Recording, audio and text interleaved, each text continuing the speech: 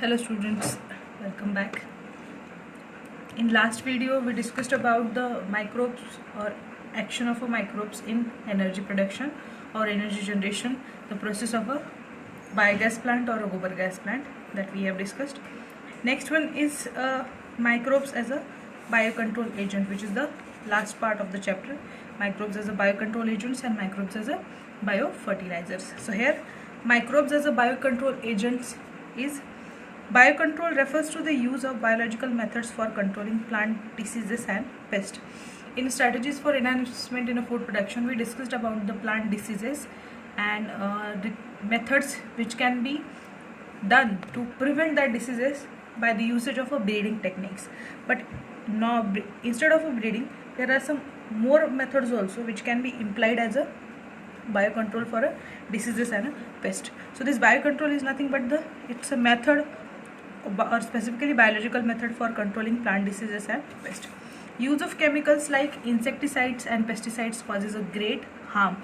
Definitely, the amount of insecticide and pesticide used by farmers is not sure about the requirement of a plant, because most of the farmers are not well known with the damages caused by insecticide and pesticide. So there is a random or improper use of this particular chemicals, which definitely creates a great harm to plant, not physically but internally also. Like genetic mutations are also induced by this insecticide and pesticide. Along with there is a disruption of a quality of a soil due to saturation of these particular chemicals in the soil surface. These chemicals are toxic and extremely harmful to human beings and animals alike, and have been polluting our environment like a soil, groundwater, fruits, vegetables and crop plants, etc. So ultimately those which are in relation with that plants, they are definitely getting affected due to the use of insecticides and pesticides. Soil is also polluted through use of a weedicide to remove the weeds. So whatever chemical which is artificially used regarding the methods of prevention from diseases and pests or extraction of other plants, that also going to affect the nature of the plant and also quality of the soil. So here are biological control method which can prevent pests and diseases. It is a method of controlling pests that relies on natural predation other than introduced chemicals. A key belief of the organic farmer is that biodiversity further health. The organic farmers works to create a system where the insects that are sometimes called pests are not eradicated but instead are kept at a manageable level by a complex system of checks and balances within a living and vibrant ecosystem. This is the holistic approach that seeks to develop an understanding of the webs of interaction between the myriad of organisms that constitute the field fauna and flora. So basically, instead of adding chemicals to the plant or to the soil, there is a usage of microorganisms in controlling diseases and pests. Not there is 100% surety that complete eradication will be available, but definitely it can be controlled at some level with the help of organic farming. Specifically, organic farmers are in that practices where they try to use biocontrol methods for prevention from diseases and pests. The very familiar beetle with red and black markings, the ladybird, and dragonflies are useful to get rid of aphids and mosquitoes respectively. An example of microbial biocontrol agents that can be introduced in order to control butterfly caterpillars is the bacteria Bacillus thuringiensis, often written as a BT, that is BT bacteria, which these are available in sachets as a dried spores which are mixed with water and spread onto vulnerable plants such as brassicas and fruit trees, where these are eaten by the insects larvae. In the gut of the larvae, the toxin is released and the larva get killed. A biological control being developed for use in the treatment of plant disease is the fungus Trichoderma. Trichoderma species are free-living fungi that are very common in the root ecosystem. Then baculovirus from genus Nucleopolyhedra are pathogens that attack insects and other arthropods. These viruses are excellent candidates for species-specific narrow-spectrum insecticidal application. The beneficial insects are being conserved to aid in overall integrated pest management, that is IPM program, or when an ecologically sensitive area is being treated. So ultimately in this paragraph you can observe usage of a microorganism against disease and pest is effective. For example, the ladybirds and dragonflies are useful to get rid of aphids and mosquitoes. They particularly predate on these mosquitoes and aphids, so there is no more harm to plant. Secondly, the Bt bacteria, which is a Bacillus thuringiensis, is available in the sachet. It is actually a genetically modified bacterium species which produces specific type of toxins when it enters into the gut area of the animal. So this dried spores are sold in the sachets.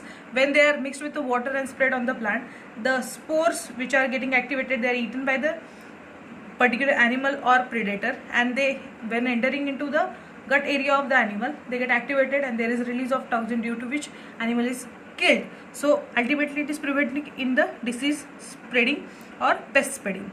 Specifically in the cases of brassicas and fruit trees, this is used. Next is a trichoderma fungus. Trichoderma fungus is a free living fungi that is also used in the root ecosystem diseases. Where root diseases are observed, trichoderma fungus is definitely used. Pachiroviruses are used against the attack of insects and arthropods, and there are some other microbes also. These are the specific example notified here, but n number of examples are available as a biocontrol agent which are used in the integrated pest management program, which is IPM program, to prevent the diseases to plants and to keep the nature of a soil at normal level. So this is next use of a microbes as a biocontrol agent.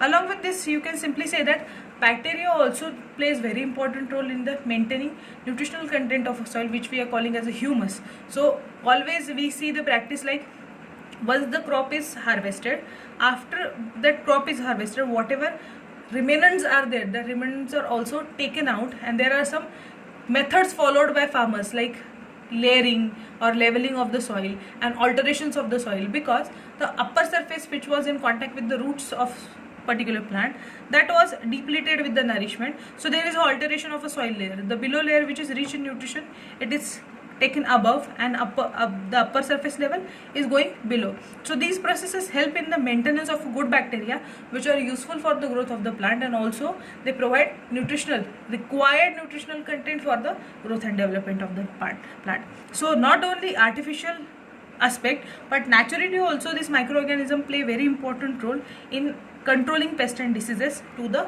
plant. So this was a microbes as a biocontrol agent. Then the last part is microbes as a biofertilizers. We know term fertilizers. Fertilizers are the chemicals which are added in the soil to provide excess nutrition or nutrition to the plant. Biofertilizers are organisms that enrich the nutrient quality of the soil. So those microbes which are used to increase nutrient of the soil, they are known as biofertilizers. The main source of biofertilizers are bacteria, fungi and cyanobacteria. The nodules on the root of leguminous plant formed by symbiotic association of a rhizobium also act as a biofertilizer. This is very well known example of a symbiotic association or symbiotic relationship between the plant roots and rhizobium, which is specifically observed in the leguminous plant for nitrogen fixation. So ultimately it is providing nitrogen, acting as a biofertilizer. These bacteria fix atmospheric nitrogen into organic forms, which is used by the plant as a nutrient. So nitrogen is fixed, that is conversion of nitrogen gas into usable format of a plant, that is nitrate and nitrite, is carried out by this bacteria. Other bacteria can fix atmospheric nitrogen while free living in soil. Example, Azospirillum and Azotobacter. Not specifically like rhizobium entering into root, forming root nodule. So there is a particular association, symbiotic relationship between plant root and bacteria. Some are free living, they live in the soil, but still they can convert N2 into NH3 or NH4. These are known as free living bacteria. Examples, Azospirillum and Azotobacter, thus enriching the nitrogen content of the soil. Fungi are also known to form symbiotic association with the roots of higher plant, and that the example of a mycorrhiza. Many members of the genus Glomus from mycorrhiza. The fungal symbiont in this association absorbs phosphorus, which is one of the important nutrient for plant, from soil and passes it to the plant. Plants having such association show other benefits also, such as resistance to root-borne pathogens, tolerance to salinity and drought, and overall increase in the plant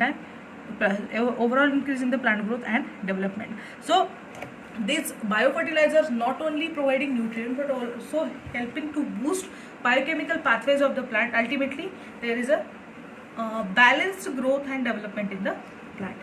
Cyanobacteria are autotrophic microbes widely distributed in the aquatic and terrestrial environment, many of which can fix atmospheric nitrogen. Example, Anabaena, Nostoc, Oscillatoria, etc. In paddy fields, cyanobacteria serve as the important biofertilizer.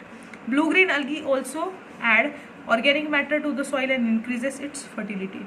A number of biofertilizers are available commercially in the market, and farmers use this regularly in their field to replenish soil nutrients and to reduce dependence on the chemical fertilizers, because whatever the percentage you add of chemical fertilizer, definitely it is going to harm the soil, and there is a harm to every related living component of the ecosystem. So though action will be late by biofertilizers, but definitely the advantage is that there is a no more harm to environment, no more harm to the ecosystem. So that is one of the greatest use of using microbes as a biofertilizers from any class, like a bacteria, funguses, or cyanobacteria, that is blue-green algae. These all examples we have already discussed in the plant kingdom chapter along with their applications, but here is just a summary point of view, like the name of the microbes and their usage. So these are some of the microbes used as a biofertilizers.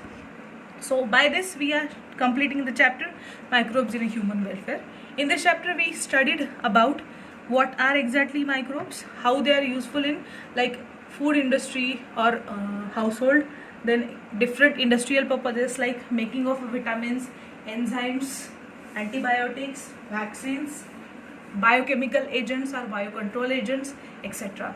So next after that was a microbes in a sewage treatment, microbes in a energy generation, microbes as a biocontrol agents, and microbe as a biofertilizer. Once again I am repeating the same point which I discussed in the last video, that to go on with this chapter or to score in this chapter, you need to make tabular formats of the name of the microbe and their application, and thoroughly you have to learn this, because there is no more option for this chapter for learning point of view. More you go through the examples or more you go through the MCQs, definitely there will be the more practice. But once again, to keep it in mind, you have to make some mnemonics or you have to make a tabular format for going through this chapter. So this is the best way for covering this chapter. Whatever 1 or 2 MCQs are going to put on the chapter, that will be covered by this. Try to solve maximum questions. If there is any doubt, you can ping me. So thank you.